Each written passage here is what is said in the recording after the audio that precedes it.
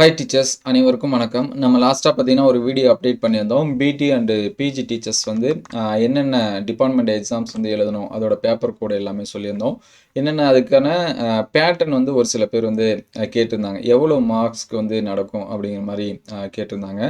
So அதற்கான video தான் அது. ஸோ ஃபஸ்ட்டு நம்ம வந்து எழுத வேண்டியது 65, 72, அதுக்கடுத்து பார்த்தீங்கன்னா 124 அல்லது 126 அப்படின்னு சொல்லுவோம். சரிங்களா? சாரி 152.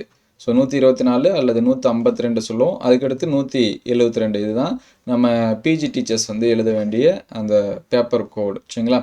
ஃபஸ்ட்டு 65க்கு பார்ப்போம். 65 பேப்பர் கோடு 65 பார்த்தீங்கன்னா ஃபுல்லாக நமக்கு வந்து அப்ஜெக்டிவ் டைப் தான். வித்தவுட் புக்ஸ் எதுவும் கிடையாது.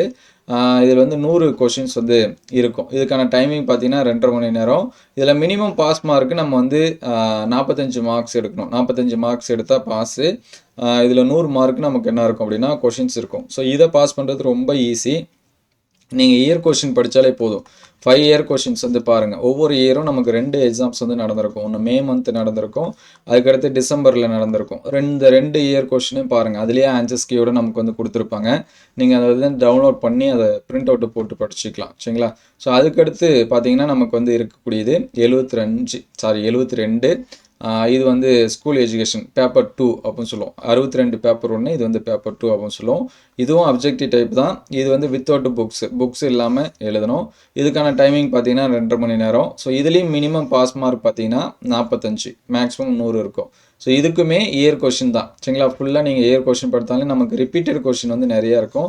நியூ கொஷின் ஒரு சிலது வரும். ஆனால் நீங்கள் இயர் கொஷின் பார்த்தாலே இந்த 45 மார்க்ஸ்க்கு வந்து என்ன பண்ணிடலாம், ஈஸியாக எடுத்துடலாம். சரிங்களா? இது வந்து 65, 72க்கு. ஸோ நெக்ஸ்ட்டு பார்த்தீங்கன்னா நம்ம வந்து அக்கௌண்ட் டெஸ்ட்டு சொல்லுவோம். அக்கௌண்ட் டெஸ்ட் வந்து 152, இன்னொன்று வந்து 124.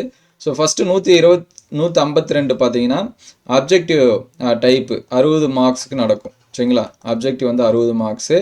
வித்தவுட் புக் இல்லாமல் நம்ம போய் எழுதணும். இதுக்கான எக்ஸாம் டைமிங் பார்த்தீங்கன்னா 1.5 மணி நேரம்.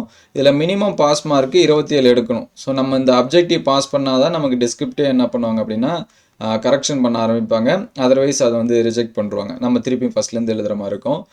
டிஸ்கிரிப்ட் டைப் இதுக்கு வந்து பார்த்திங்கன்னா 40 மார்க்கு வித் புக்ஸ் வச்சு நம்ம என்ன பண்ணிக்கலாம், எழுதிக்கலாம். சரிங்களா? இதுக்கு வந்து டைமிங் பார்த்திங்கன்னா 1 மணி நேரம் தான். நமக்கு வந்து அந்த கொஷின் பார்த்து ரீட் பண்ணுறதுக்கே பாதி நேரம் போயிடும். 10 நிமிஷம் 20 நிமிஷம் அதுக்கே போயிடும். நம்ம எந்த அளவுக்கு ப்ரீவியஸ் இயர் கொஷின் பார்த்து அந்த புக் எல்லாமே ரெஃபரன்ஸ் பார்த்து வச்சுக்கிட்டோம்னா நமக்கு ரொம்ப ஈஸியாக இருக்கும். ஸோ இதில் மினிமம் மார்க்ஸ் வந்து பார்த்திங்கன்னா 18 மார்க்கு எடுத்தால் பாஸ். சரிங்களா? ஓவராலாக 45 மார்க்ஸ் இருக்கணும். இதில் மினிமம் பாஸ், அதாவது அப்ஜெக்டிவில் மினிமம் பாஸ் 27, டிஸ்கிரிப்டிவில் மினிமம் பாஸ் வந்து 18, ரெண்டும் சேர்த்து 47. ஸோ இது ஓவரால் டோட்டல் பார்த்தீங்கன்னா 100 மார்க்ஸ். சரிங்களா? இது வந்து 152, 124க்கும் அதே தான் வரும். சரிங்களா? 60%, 60 மார்க் வந்து பார்த்தீங்கன்னா அப்ஜெக்டிவ் வித்தவுட் புக் இல்லாமல் நம்ம போய் எழுதணும். 1.5 மணி நேரம் டைமிங்கு. இதில் மினிமம் பாஸ் வந்து 27 மார்க்ஸு. அதுக்கடுத்து பார்த்தீங்கன்னா டிஸ்கிரிப்டிவ் இதில் வந்து 40 மார்க்கு. இதுக்கும் டைமிங் 1 மணி நேரம். ஸோ இதில் மினிமம் பாஸ் 18 மார்க்ஸ். சரிங்களா? ஓவராலாக 45 எடுத்தால் பாஸ் மார்க்கு. ஸோ 124, 152 மேபி ஒரு 80% வந்து சேமாக இருக்கும். 80 to 70% சேமாக இருக்கும். ஒரு சில கொஷின்ஸ் வந்து டிஃப்ரெண்ட்டாக இருக்கும். அதேமாதிரி அப்ஜெக்டிவ் டைப்லையும் ஒரு சில இது டிஃப்ரெண்ட்டாக இருக்கும். ஸோ நமக்கு எய்தராக தான் கொடுத்துருக்காங்க, அதனால் ஒரு பிரச்சனை இல்லை.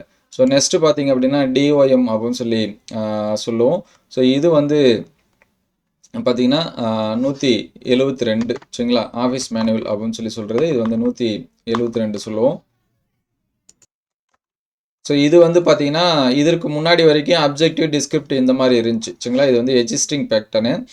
இப்போ வந்து பார்த்தீங்கன்னா ரிவைஸ்டு பேட்டர்னில் ஃபுல்லாக நமக்கு வந்து டிஸ்கிரிப்டிவ் டைப் தான். சரிங்களா? ஃபுல்லாக எழுதுகிற மாதிரி தான் இருக்கும். இங்கே அப்ஜெக்டிவ் கிடையாது. அதனால் அப்ஜெக்டிவ் நீங்கள் வந்து படிக்க தேவை, டிஸ்கிரிப்டிவ் தான். புக்கு வச்சு நம்ம எழுதுகிற மாதிரி இருக்கும். 2.5 மணி நேரம். மோஸ்ட்லி பார்த்தீங்கன்னா இதுக்கு ஒரு 1/2 hour ஸ்பெண்ட் பண்ணி நம்ம கொஷின் எல்லாமே மார்க் பண்ணி வச்சுக்கிட்டோம் அப்படின்னா ரொம்ப ஈஸியாகவே என்ன பண்ணிடலாம், எழுதிடலாம். அதுக்கு நீங்கள் வந்து ஒரு இயர் கொஷினை எடுத்து நான் அந்த கொஷின்ஸ் எல்லாமே இயர் கொஷின்ஸ் எல்லாமே எந்த இடத்துல இருக்குது, எப்படி இருக்குது, அதை பார்த்து வச்சுட்டிங்கன்னா போதும். இதுவும் ஈஸியாக எடுத்துடலாம். மினிமம் பாஸ் மார்க் வந்து 45. சரிங்களா? மேக்ஸிமம் மார்க் 100 மார்க் இருக்கும். ஃபுல்லாகவே இதுக்கு டிஸ்கிரிப்டிவ் தான். சரிங்களா? 65, 72 இது ரெண்டுமே பார்த்தீங்கன்னா ஃபுல்லாக வந்து அப்ஜெக்டிவில் இருக்கும். 1 மார்க்ஸ் மட்டும் நம்ம எழுதுகிற மாதிரி இருக்கும் ஆன்லைன் டெஸ்ட்டில். அதுக்கடுத்து பார்த்தீங்கன்னா இந்த 172ன்னு சொல்லுவோம், டிஓஎம் அப்படின்னு சொல்லுவாங்க. ஸோ இது வந்து பார்த்தீங்கன்னா ஃபுல்லாக நமக்கு வந்து டிஸ்கிரிப்டிவ் ஃபுல்லாக பார்த்த மாதிரி எழுதுகிற மாதிரி இருக்கும்.